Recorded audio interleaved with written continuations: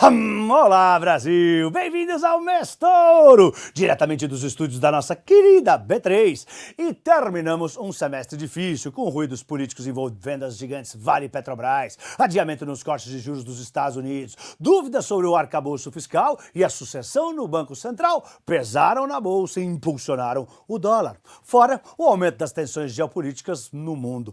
Mas nem tudo foi ruim. Começamos um segundo semestre com a economia brasileira melhor do que o esperado e alívio com a mudança da meta da inflação que caiu bem para o mercado. A bolsa caiu de 133 mil em janeiro para 124 mil agora em junho, mas está mais atrativa. As eleições americanas podem até ajudar, porque geralmente são boas para a bolsa por lá, o que pode respingar por aqui. E a China pode concretizar as suas medidas para estimular o setor imobiliário, além de anunciar novas coisas na importante reunião política do dia 15 ao 18 de julho, conhecida como o terceiro plenário. Isso pode ajudar as commodities a subir e, por tabela, ajudar a nossa bolsa, as nossas ações a subirem. Ainda com muitas incertezas no ar, não há dúvidas que teremos volatilidade à vista. Dito isso, segue valendo o velho conselho: escolham boas ações, empresas que sejam boas pagadoras de dividendos, pouco alavancadas e continuem comprando todo mês um pouquinho para sua aposentadoria. Continuem montando a carteira para aposentadoria. De qualquer maneira, apesar da turbulência, o Ibovespa B3 subiu 1,5% em junho. Vamos para os pontos que eu separei para o nosso Mestouro de julho. Primeiro ponto é da B3 que eu gosto mais.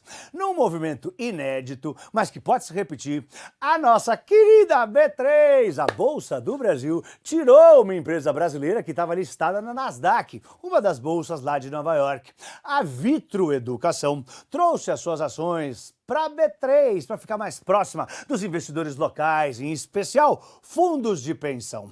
Depois de quase 4 anos listada lá na Nasdaq em Nova York, a empresa percebeu que as companhias que abrem o capital nos Estados Unidos têm menos acesso aos investidores pessoa física, porque os americanos não conhecem a empresa, e isso é péssimo para a ação.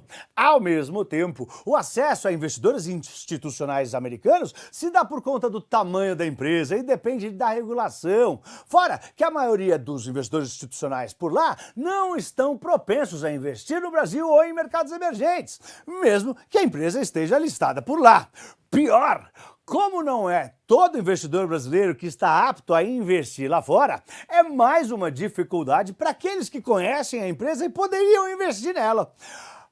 De acordo com o CEO da Vitru, William Matos, a empresa ganhou mais destaque voltando para o Brasil, vindo para cá, para a B3, e chega como uma empresa que vai estar entre as 3 principais do setor. Na B3, a Vitru vai dividir espaço com outras 5 companhias do setor de educação: Ânima, Cogna, Cruzeiro do Sul, Ser Educacional e Edux. Cogna e Edux têm mais liquidez e fazem parte do Ibovespa. Segundo ponto, privatização da Sabesp, quinta maior do mundo até agora em 2024. Discutida desde o governo FHC, finalmente a privatização da Sabesp vai sair do papel. Estimada em cerca de 3 bilhões de dólares, a privatização da Companhia de Saneamento de São Paulo pode levar o título de quinta maior oferta de ações do mundo em 2024, esse ano. A maior oferta subsequente do mundo esse ano, conhecida como follow-on no jargão do mercado, foi a da gigante árabe de petróleo Saudi Aramco, que levantou 11 bilhões 225 milhões de dólares. A segunda foi a National Grid, uma empresa de energia do Reino Unido. O governador de São Paulo, Tarcísio de Freitas, visitou os Estados Unidos e a Europa para captar investidores para privatização. A venda da Sabesp tem 2 partes. Uma, escolheu o investidor referência. A Equatorial apresentou uma proposta e vai ficar com 15% da empresa, pagando 6 bilhões e 900 milhões de reais pelas ações. Depois, 18% das ações vão ser vendidas para o varejo, o que pode levantar mais 7 bilhões e meio de reais.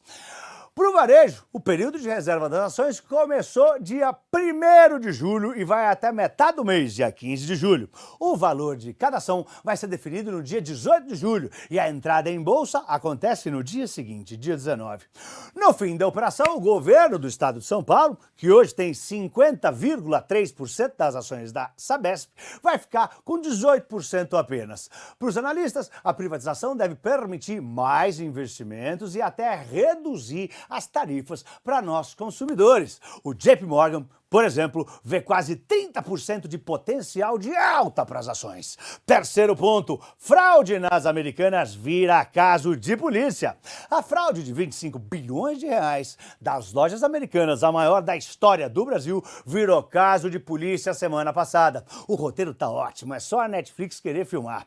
Tem um monte de esquemas, fuga planejada e até a Interpol, a Polícia Internacional, caçando e prendendo os fugitivos, que foram incluídos na lista de difusão vermelha. A Polícia Federal descobriu como a antiga diretoria roubava e deflagrou a Operação Disclosure. 80 policiais cumpriram 2 mandatos de prisão preventiva semana passada e 15 mandados de busca e apreensão na casa dos ex-diretores. O ex-CEO Miguel Gutierrez, que tem cidadania e residência na Espanha, foi preso em Madrid pela Interpol na última sexta de junho, mas liberado para se defender. E a ex-diretora Ana Saicali estava foragida em Lisboa, mas voltou na segunda, dia 1º de julho, ao Brasil. Essa ex-diretora planejou a sua fuga meticulosamente, só voltou porque foi obrigada. Chegou no balcão do aeroporto de Guarulhos num horário específico, comprou uma passagem só de ida para Portugal para ela e para o filho, embarcou na sequência, tinha desaparecido dos radares da polícia, mas foi encontrada. Uma delatora contou que a roubalheira começou há 15 anos. Outra disse que a cúpula não media esforços para enganar o mercado. A bandidagem fazia 2 planilhas do balanço, 2 planilhas diferentes, a verdadeira e a falsa, para divulgar para o mercado, sempre com bastante dinheiro que não existia entrando, né? E as dívidas com os bancos todas escondidas, apagadas. Tudo para receber super bônus no fim do ano.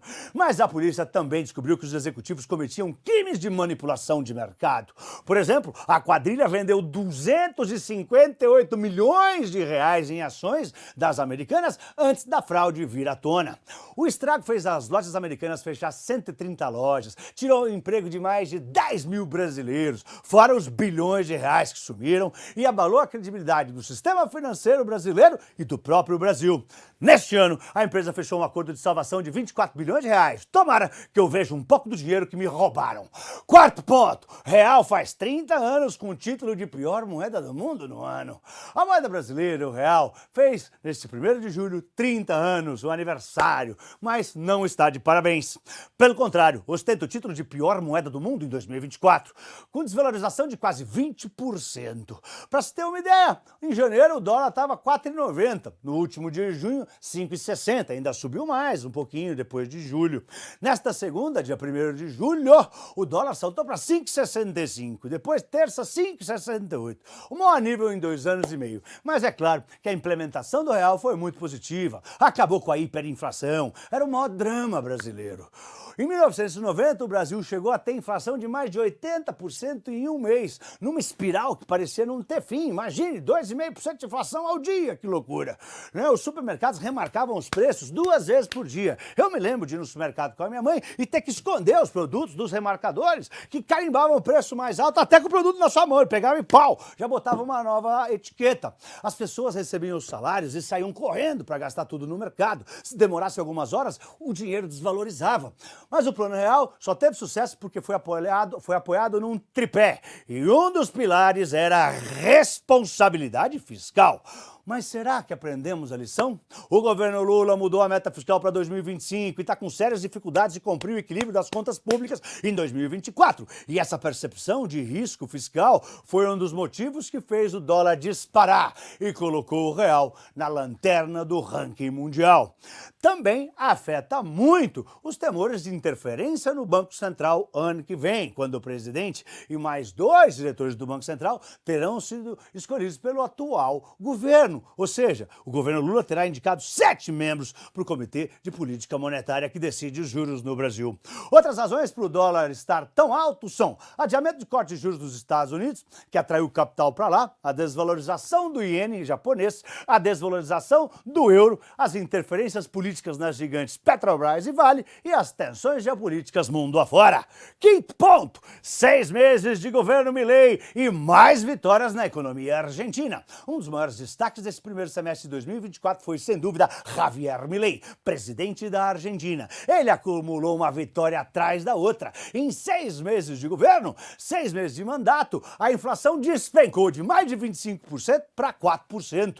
Registrou o primeiro superávit das contas públicas trimestral em mais de 10 anos e teve superávit comercial por 6 meses seguidos. Na última semana de junho, foi a primeira semana em 30 anos que não teve inflação de alimentos na Argentina. Tudo isso graças ao seu mega plano, a sua terapia de choque chamada Motosserra, né?